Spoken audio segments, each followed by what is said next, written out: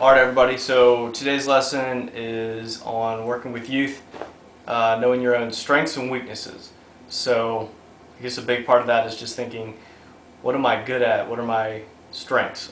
Here's things I naturally do well, or others have said, hey, you do these things really good. And then weaknesses, what do I know? Like if I just kind of think, man, I struggle in this area, or not very good at this, or maybe other people have sat me down and said, hey, you're really horrible at, fill in the blank. So as a youth leader, there's some pretty common ones that go both ways, and today's lesson is to sort of take a look and figure out for yourself what are your own strengths and weaknesses, and like G.I. Joe, knowing is half the battle. So some pretty popular strengths for youth workers, being a good creative planner, coming up with like interesting ways to teach, being good at planner or behind the scenes stuff, being personable with people, being able to cold turkey come up and say, hi, I'm Billy Bob, what's your name? Wow, you're awesome. And just being able to be personable and talk.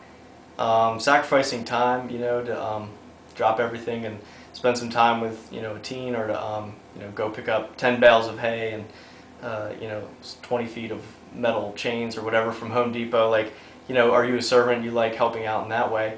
Or is one of your strengths just praying for students? You can't often be at events, but you pray for everybody. You pray for the leaders and the teens. Or are you sort of like a behind-the-scenes worker, and your strength is you don't need any recognition. You don't need to be up front. Humility is your strength. You're able to just contribute and help keep things going without really needing to get anything in return. So those may be your strengths, or some other ones. I mean, there's a lot of different ones. Weaknesses, there's some pretty common ones in in youth work as well. A pretty big one is overcommitting. People that often work with teens are really high energy, go people, and one of the worst things is overcommitting. You've just said yes to too much stuff.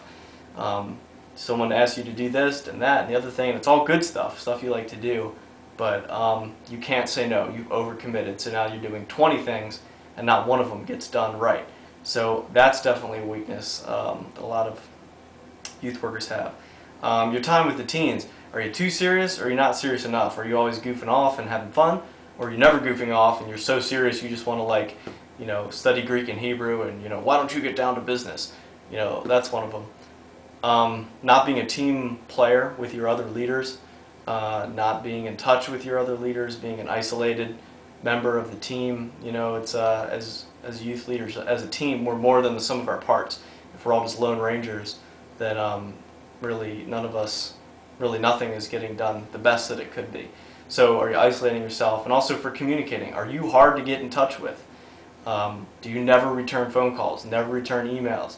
You are just impossible to reach unless you're physically at an event where everyone sees you. That happens every week. Do you just know you are bad about communicating? Doing everything at the last minute, never planning ahead, flying by the seat of your pants. Do you just not plan? You procrastinate, put things off, and just assume that everything will turn out great. That's another one. Never reaching out to students that are on the fringes or that don't always come. Going after the ones that you see around but don't often come, or just don't have friends at the group. What about them? Who's going to reach out to them? Joking with the teens, not knowing good boundaries, goofing off, or horseplay or whatever like that. Do you just not know good boundaries? You often cross lines, and you don't know how to be a leader to teens. You're not their friend. You're not their parent. You're sort of a youth worker, so you're not going to be their best friend. And do you know when to set those boundaries down and to have a hard conversation? And then last, never dealing with frustrations. You just bottle everything up inside until one day you just explode, or you just stuff it down. And if something happens, or if something doesn't go right, or someone says something you didn't like, do you just stuff it inside, or do you deal with it? And I think for youth workers, that's another one that's pretty common. So I guess the thing to think about is, where do you see your strengths and weaknesses? Is any of that stuff popping up and sort of challenging you that, here's something that I'm not good at? Another way to think about it is, what would your friends, or family or spouse or whatever, how would they answer that question? If you ask them, hey, what do you think my strengths and weaknesses are? what do you think their answers would be? And if you really want to challenge, go ask them and see what they come up with. So you do focus on your strengths, your weaknesses. I don't know. I think half of it is just being aware, knowing that you have these strengths and these weaknesses. That's, being ahead of the game. So for your strengths, I mean, the trick is don't be all prideful about it and think you're so great and that you never need to, practice, prepare, or work on these things because they're your strengths. Be humble about it. And, for your weaknesses, be aware of them, try to work on them, and have others on the end with you so that they can help you and, hold you accountable and help you know when you're, falling into some of those weaknesses. So that's today's challenge, strengths and weaknesses. And hopefully that's helpful, and if you just think about it and ask some others what they think it is for you, hopefully that'll help. See ya.